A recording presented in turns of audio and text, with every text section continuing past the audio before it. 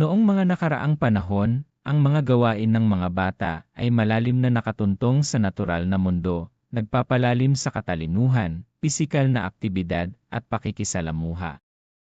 Ginugol nila ang kanilang mga araw sa outdoor play, pagsasaliksik sa kagandahan ng kalikasan, at paggamit ng kanilang imahinasyon upang lumikha ng mga laro at kwento.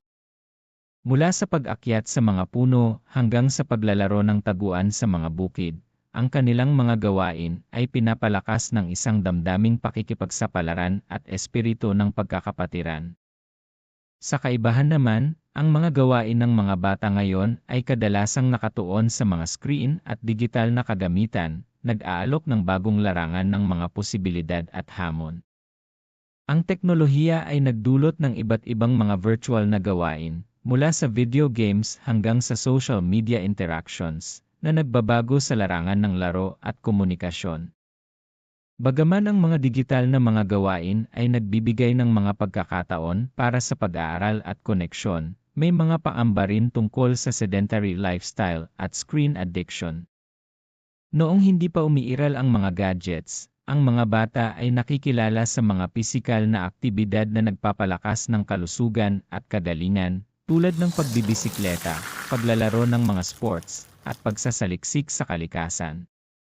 Hinuhubog nila ang kanilang mga social skills sa pamamagitan ng face-to-face interactions, natututo ng mga mahahalagang leksyon sa kooperasyon, komunikasyon, at empatya.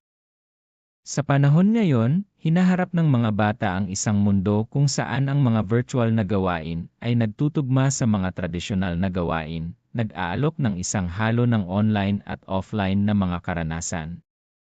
Kahit na may pagbabago sa direksyon ng mga aktibidad tungo sa digital, nananatili ang esensya ng pagkabata, ang pangangailangan para sa laro, pagsasaliksik, at pakikipag-ugnayan.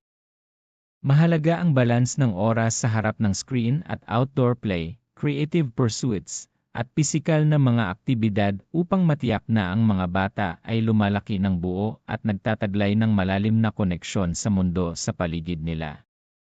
Sa pamamagitan ng pagtanggap ng iba't ibang uri ng mga gawain, pareho ng nakaraan at kasalukuyan, maaaring umunlad ang mga bata sa isang dinamik at palaging nagbabago na larangan ng laro at pagtuklas. Sa mga magulang, patuloy lang sa paggabay sa ating kabataan.